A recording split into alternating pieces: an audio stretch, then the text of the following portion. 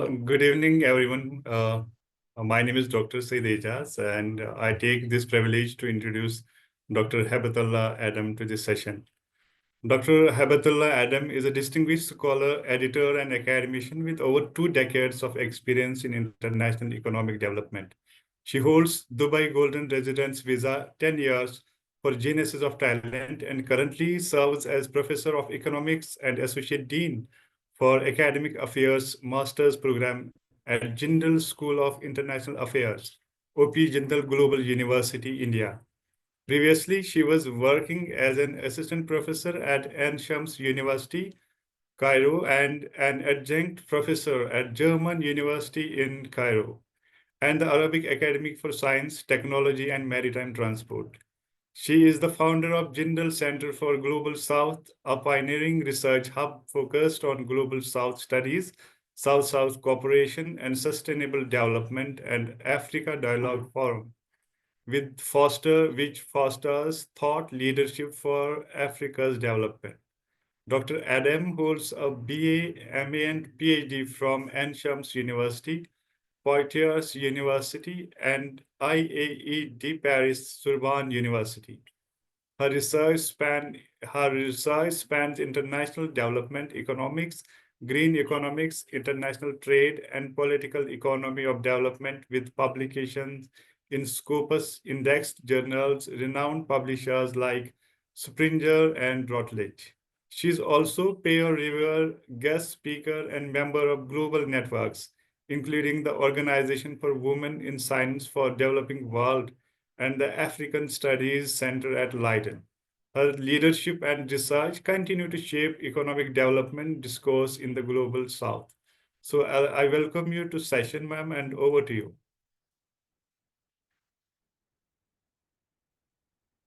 Okay, so I hope I'm audible to all of you. Thank you very much, Dr.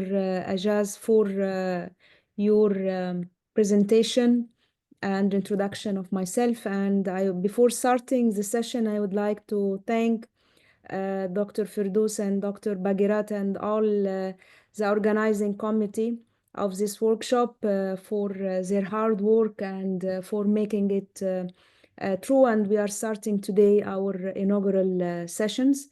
I hope that the students will be in next and research fellows. Sorry for students, because I know some of you are research fellows and maybe faculty members, but since I'm used to speak to students, so I'm calling everyone student. So all the participants, students, research fellows, and faculty members in the coming days will find that our workshop is beneficial for them, and you will acquire the knowledge that will help you in designing and making impactful researches and to be published internationally, inshallah. So regarding our the session of the topic of the session today, so it is very important topic, the emergence of big data and AI in social science research. So here let's start first. Let's start first and a big quick introduction. So traditionally in social science research and also in some of other fields of research, usually we rely on the methods like surveys, case studies, and interviews to gather insights. While all these methods that we used to rely on are effective and we have so far used them, but we have to admit that these approaches that we used to use often faced limitations in scale and real-time analysis. So that's why today we are witnessing a significant shift in data analysis with the increasing availability of vast data sets like what we can find in social media, in economic records, or even public data, health data. So all these big data that we can find, and of course the AI tools that are available to analyze and to give like a real-time analysis of all these data and behavior are giving unmatched accuracy and in-depth analysis if you are comparing to the traditional social science tools that we used to use in the past. So now let's move to our next point, which is what is big data and what is AI. So to understand their impact of, or the impact of big data and AI, we need to define these key terms. First of all, let's speak about big data. So big data is characterized by what we call the four V's. First, we have the first V is volume. So in volume, let's think that the 500 million tweets posted every day on social media and all posts that we have on Facebook, LinkedIn, and everywhere. So we have a vast volume of data. Velocity, the second V, so data is being generated at lightning speed. I hope that before doing Mr. Gautam, let's not misuse the data and AI and technology. So please, whoever is have control, I have thrown one body outside, from yeah. their So work. So it is your final, warning, Mr. Gautam. yeah, I In the wasn't wrong. beginning, I in wasn't the wrong. big, in the Yeah, beginning, I have told them whether you are doing the mistake by cautiously yeah, or, unknowingly, you will be thrown out. exactly. So maybe I wasn't wrong in calling some of them as students. So the second V is velocity. So if we are speaking about velocity is data is being generated in lightning speed. So while we are speaking right now, hundreds and thousands of data have been generated and posted on web. Variety, the third V, it comes in all forms, like we have text, text or video, or we can have even audio. So we have a vast form of different data that we can analyze. And lastly, the last V is the veracity. So we, of course, since we are dealing with huge number of and volume of data, so we have to ensure that the data's accuracy and reliability is a critical point that we have to keep in mind. So that's the first for the big data. Now moving to the AI. So AI, on the other hand, involves a machine imitating human intelligence, like we have ChatGPT as an example, or Gemini, or other kind of AI. So they are these kind of machines, they are learning from data, and they have been designed to make not only to learn or to analyze, and also sometimes to make, also they are providing decisions. So what is the relation between big data and AI? So AI thrives on big data. Of course, using algorithms to give exact meaningful insights from it, and to give the correct analysis. And as I have mentioned, to sometimes they are making decisions. So here we have, I've tried to give a definition of the big data and AI. Now let's move to what is my concern, which is the applications in social science research of big data and AI. So how are big data and AI applied in social sciences? Let's give some examples to try to understand their application in social sciences. First, as I'm sharing here, we have text mining, like analyzing vast amounts of textual data, like social media posts, as I have mentioned, to understand for example, the public sentiment about, for example, Trump, the Trump 2.0. So here, like, what is the public sentiment in US or worldwide? This is an example. Or predictive analytics, like forecasting trends such as economic shifts or social movements. Also, it can be used in behavior studies, like tracking patterns in online purchasing or consumption, or in opinion formation. And lastly, policy evaluation, like in measuring the real impact of government initiatives using comprehensive data sets. So it is good to use AI, and of course, with the help of the big data that we have, but now again, we have challenges and ethical considerations. So some examples of these challenges and ethical considerations that we face while using big data and using the AI in our analysis in social science. First, we have the privacy concerns. How do we ethically use personal data that are available on internet for everyone from social media or any other platform? So how can we use the personal data of others? Algorithmic bias, for example, the AI can perpetuate societal biases if not trained carefully. And we have an example in, for example, in while applying to any job online. So they are using the AI in selecting the people that they will go to the next step. So here, this is AI. It is not done by human beings. So using AI in hiring tools will sometimes unintentionally favor certain demographics.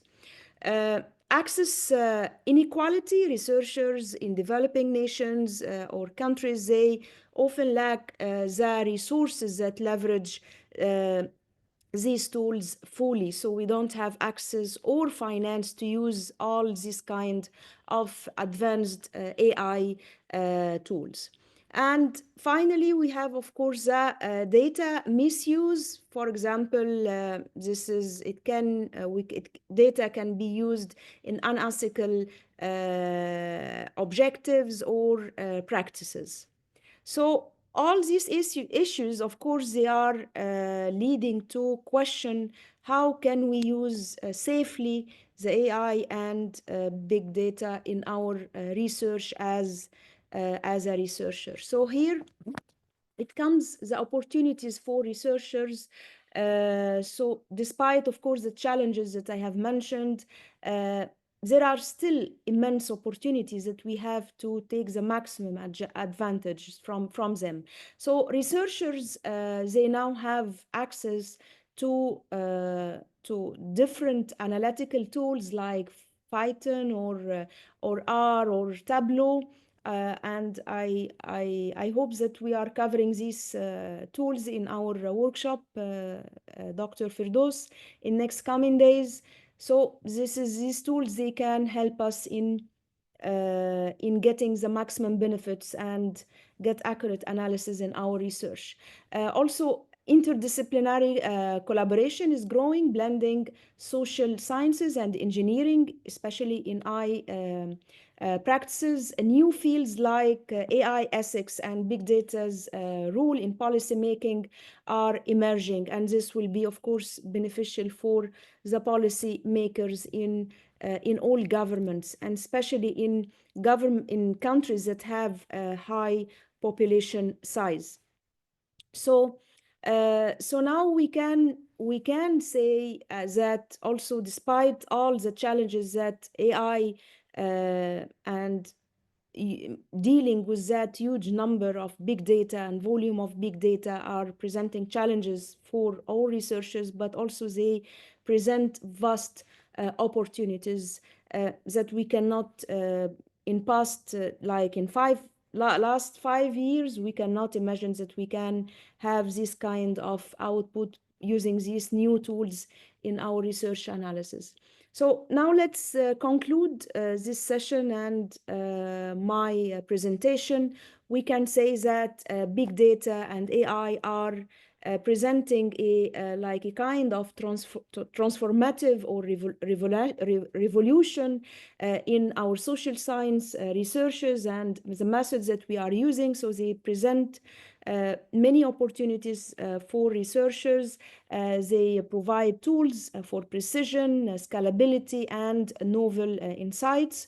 But at the same time, we have to, as I have mentioned, to admit that there's some ethical practices that we have to ensure that they are right, and we have also to ensure that the AI tools are inclusive and they have access to everyone, not only the global north, but also the global south. And we can, as a researcher in developing nations, we have full access to them and they are affordable.